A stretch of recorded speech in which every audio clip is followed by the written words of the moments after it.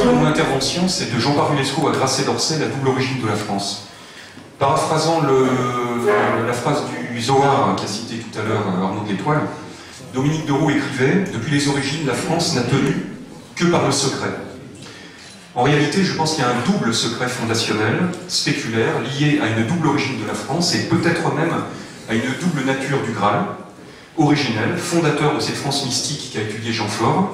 Je veux parler d'une France antérieure celte et d'une France antérieure mérovingienne. J'aimerais commencer par évoquer brièvement l'épopée du Graal liée à la matrice celte de la France, puisque l'origine la plus lumineuse du Graal est bien la présence de ce chaudron d'immortalité chez Dagda, le dieu druide d'Irlande, ou en Gaule chez Sucellos, dont on trouve encore quelques statues en divers endroits. Le Graal, en tant qu'objet, n'est pas présent dans la Bible, bien sûr, mais il est symbolisé par la lignée royale, présente et affirmée, à la fois du Christ et de Marie-Madeleine.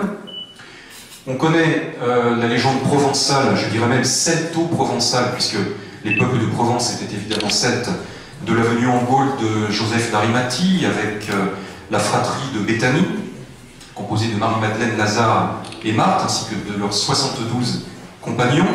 Notons qu'avant d'entreprendre ce voyage, Joseph d'Arimathie s'est rendu en Phrygie, en Palestine, dont le roi s'appelait Évalac. Je reviendrai un peu plus loin. Joseph d'Arimathie aurait ensuite remonté la Gaule de Provence jusqu'à la ville de Glastonbury, empruntant ainsi le fameux chemin de l'Étain, connu et pratiqué depuis les temps pré-celtiques. L'église orthodoxe celte, basée sur le rite de Saint Jean Chrysostome, toujours existante aujourd'hui, prétend avoir été fondée par Joseph d'Arimathie à Glastonbury, en Cornouailles, en l'an 43, en un endroit où fut déposé le Graal celte, ou Graal solaire. Je m'expliquerai sur ce terme dans quelques instants. Ensuite, nous avons l'épopée des chevaliers de la table ronde, puis selon Wolfram von Schönbach, qui se référait à un certain Chiotz de Provence, les Templiers sont devenus les gardiens du Graal, prolongeant ainsi la lignée celte des gardiens d'essence royale, basée sur les secrets de la connaissance et de l'immortalité. Il existe de nombreux signes qui mettent en évidence la profonde continuité entre le monde celte et l'ordre du Temple.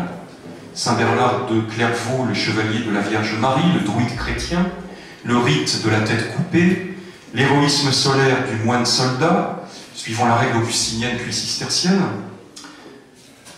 la structure de l'ordre, bien sûr, fondée sur la trifonctionnalité indo-européenne, les oratores, les chapelains, les bellatores, les chevaliers et sergents, les laboratores, les servants et confrères affiliés. Le Graal aurait ensuite été transféré en Extrême-Orient, au royaume du prêtre Jean, 14e, 15e siècle. Donc je reviens un peu en arrière pour insister sur le lien entre le Graal et la légende provençale.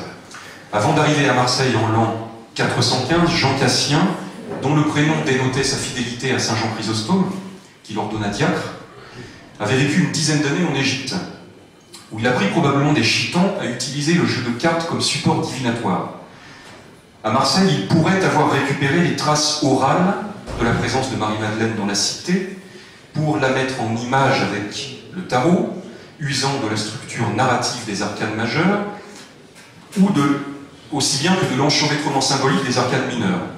Concernant ces derniers, on remarque sans peine que le Graal se retrouve sous forme de coupe, comme l'une des 4 couleurs, celle qui est devenue le cœur, à savoir le symbole céleste de la paix, le symbole terrestre étant le denier, ou le carreau. Et quant aux 2 symboles de la justice, céleste et terrestre, nous avons respectivement l'épée, le pic et le bâton, le trèfle. Ces 4 couleurs se retrouvent dans l'arcane majeur du battleur.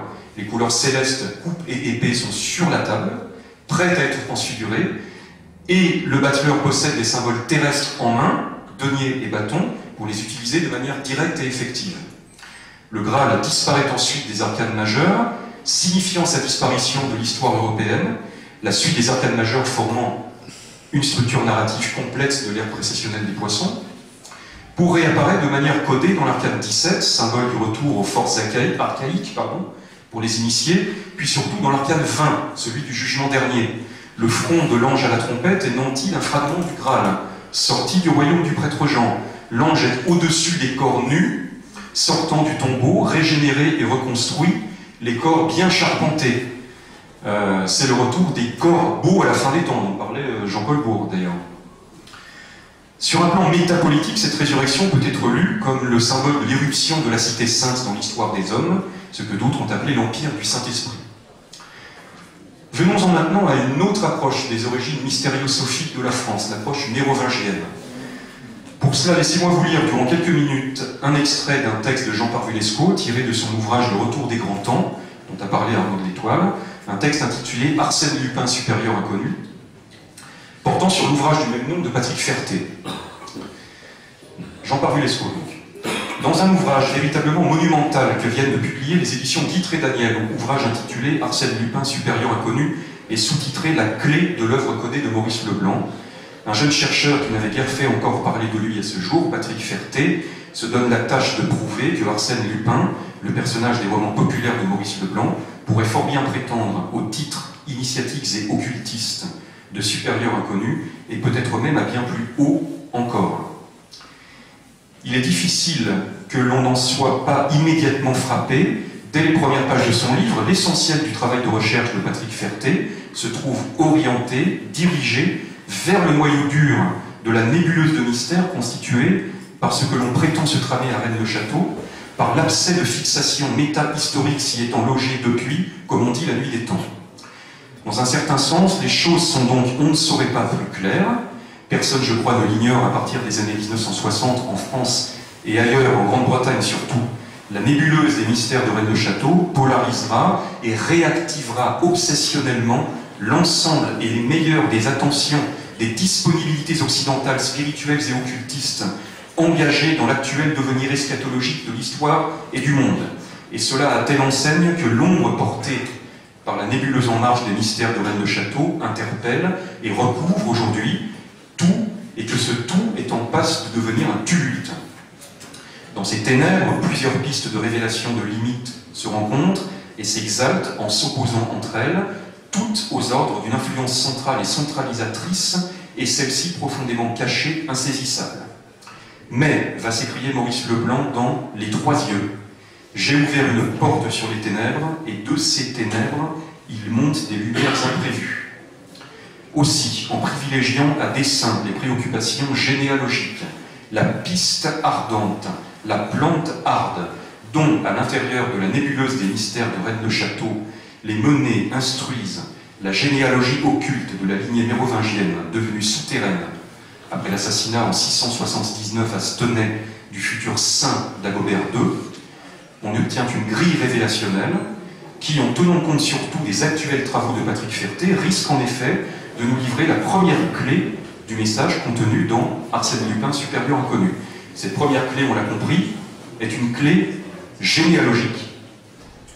Et la grille révélationnelle en état de nous la livrer serait à peu près la suivante, qui comportera une succession de 3 étages. Premièrement, dans Arsène Lupin, supérieur inconnu, Patrick Ferté écrit, en suivant à ce qu'il me semble la ligne générale définie par Jean-Pierre Deloux, qui deviendra ainsi notre Roseline de base. D'après le prieuré d'Ossian, lors de l'assassinat de saint Dagobert II par les Pépinides près de Stenay en 679, le fils de Dagobert, Sigebert IV, qui passe pour avoir été tué avec son père, il avait alors 3 ans, fut en fait soustrait par sa sœur Irmine, abbesse d'Oéren, je ne suis pas sûr de la prononciation, puis ramené chez sa mère dans le Razès, prit le nom de Plan Ard, c'est-à-dire le rejeton ardent, et eut une descendance de son épouse Magdala. On précise même que Sigebert IV, sauvé par Irmine, serait arrivé à Rédaé le 17 janvier 681. Ainsi apparaît-il qu'une généalogie mérovingienne souterraine, interdite et clandestine, apocalyptique, dédouble les généalogies historiquement avouables, visibles de la monarchie française conventionnelle post-mérovingienne par une contre-histoire abyssale, intérieure, nocturne, mais en droit néanmoins de prétendre peut-être à une légitimité autre. Le terme de légitimité autre est-il trop fort? Sous l'angle des prétentions mérovingiennes les plus secrètes? Non, ce terme n'est pas trop fort, il est spectralement juste et il agit une légitimité autre alors qui serait non seulement antérieure et de par cela même supérieure à celle qu'avait instaurée dans le sang les meurtriers de Stenay, mais aussi subspecie sacramentorum et comme ontologiquement toujours rayonnante et seule à l'être en vertu des anciens serments. Une légitimité sainte et sursanctifiée de par le supplice même du saint roi Dagobert II et face à laquelle les origines des monarchies post-mérovingiennes resteraient réputées d'usurpation et de parjure, fondées en haute trahison et criminelles, inexpiablement entachées d'un sang régicide. Patrick Ferté citera également à ce même sujet la jeune voyante de la Salette, Mélanie Calvat, à qui son confesseur, l'abbé Rigaud, ayant demandé ouvertement « Alors, ma sœur, le grand monarque que Dieu nous garde ne descend pas des Orléans ?» se vit répondre très formellement par la négative. « Non », répondit l'inspiré. Deuxième étage.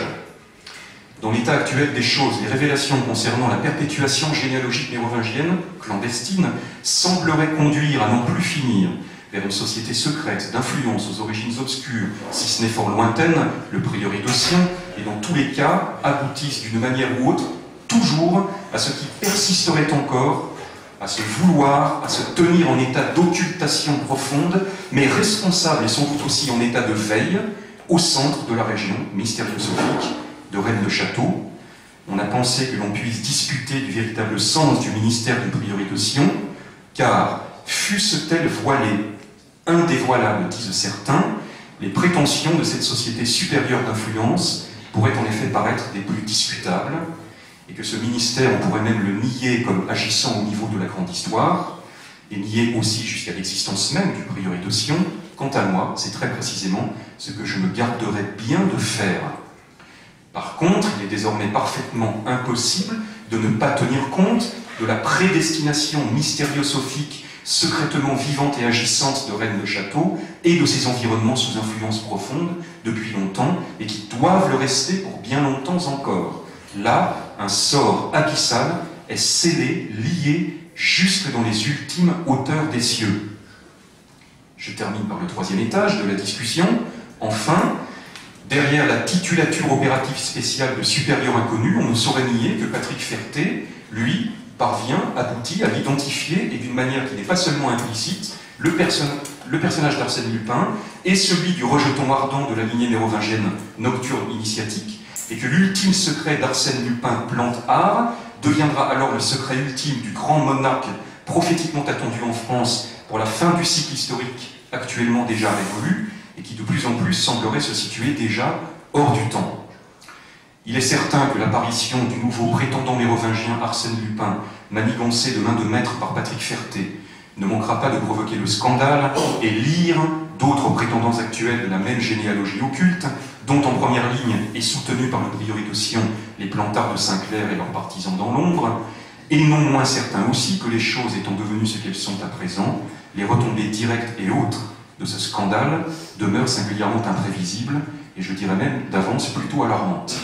On verra à la fin du présent compte-rendu ce qu'il faudrait et comment retenir et comprendre de cette allusion inquiète, et qu'il ne serait pas bon de ne pas considérer déjà comme inquiétante. J'ai dit allusion.